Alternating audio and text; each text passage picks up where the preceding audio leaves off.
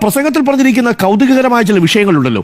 സർക്കാർ സ്പോൺസേഡ് ആയിരിക്കുന്ന കൊള്ളയായിരുന്നു ഈ സ്വർണ്ണക്കടത്തെന്നാണ് അമിത്ഷാ പറയുന്നത്. അപാരമായ തൊലിക്കെട്ട് വേണം ഇപ്പോഴും പറയാൻ. ആഭ്യന്തര വകുപ്പാണ് അമിത്ഷാ കൈകാര്യം ചെയ്തത്. ഈ കേസ് ആരുടെ പക്കലായിരിക്കുന്നത്? ദേശീയ അന്വേഷണ ഏജൻസിയുടെ കയ്യിലാണ്. എത്ര വർഷമായി സുജയ കേസ് തുടങ്ങിയിട്ട്? 5 വർഷമായി. അതിലെ പ്രതിയായിരുന്നയാളെ ഈ സംഘപരിവാറിന്റെ കുടുംബത്തിൽപ്പെട്ട ഒരു സംഘടന സ്റ്റാഫായിട്ട് നിയമിച്ചു, സ്വപ്ന സുരേഷിനെ. ഇതൊക്കെ കേരളം കണ്ടുകൊണ്ടിരിക്കുകയില്ലേ? ഇനി സ്വർണ്ണക്കടത്ത് എന്ന് പറഞ്ഞുകൊണ്ടോ ബിരിയാണി ചെമ്പെന്ന് പറഞ്ഞുകൊണ്ടോ ഏതെങ്കിലും തരത്തിൽ ഈ കേരളത്തിലെ വോട്ടർമാരുടെ അടുത്തേക്ക് ചെല്ലണമെങ്കിൽ അപാരമായ തൊലിക്കെട്ട് വേണം. ഇതൊന്നും അറിയാതെ അമിത്ഷായെ കൊണ്ട് ഈ സ്ക്രിപ്റ്റ് എഴുതി കൊടുത്തത് ആരാണ്?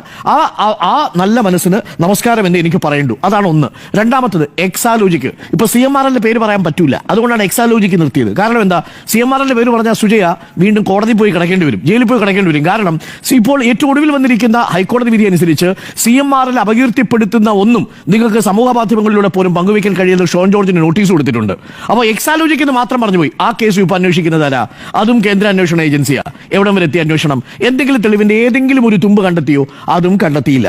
പിന്നെ വന്നത് കെ-ഫോണാ. പ്രതിപക്ഷം ആരോപണം ഉന്നയിച്ച വാലും ചുരുട്ടി ഓടി. കെ-ഫോണിന്റെ ഒരാരോപണവും നിലനിൽക്കുന്നതല്ല എന്ന് പറഞ്ഞത് മാത്രമല്ല, ഇത് പബ്ലിക് ഇൻട്രസ്റ്റ് ലിറ്റിഗേഷൻ അല്ല, പബ്ലിസിറ്റി ഇൻട്രസ്റ്റ് ലിറ്റിഗേഷൻ ആണെന്ന് ഹൈക്കോടതിയുടെ ഭാഗത്തു നിന്നുള്ള മുഖമടച്ചുള്ള പ്രതികരണം കൂടെ കിട്ടി. അപ്പൊ കെ-ഫോണും നിൽക്കില്ല.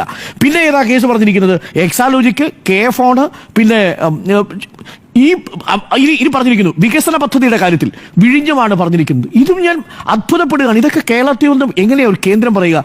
വയബിലിറ്റി ഗ്യാപ്പ് ഫണ്ടിൽ നമുക്ക് കിട്ടേണ്ട പണം ലോണായിട്ട് അനുവദിച്ചിട്ട് ഇവിടെ വന്ന് വിഴിഞ്ഞം പദ്ധതി കേന്ദ്ര പദ്ധതിയാണെന്ന് പറയുക.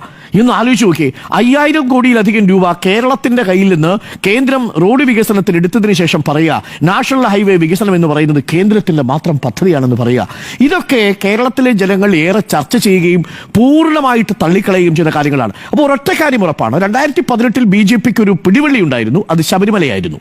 അതാണ് ശരണം വിളിയോടുകൂടി ശബരിമലയിലെ തുടങ്ങിയത്. പക്ഷേ 2025 ആകുമ്പോഴേക്കും വിളിക്കാൻ പറ്റുന്നില്ലാത്തത് കൊണ്ട് ഭാരത് മാതാ കി ജയ് വിളിച്ചു. അതിനൊരു സെറ്റ് ഗവർണർ ഇട്ടുകൊടുത്തു.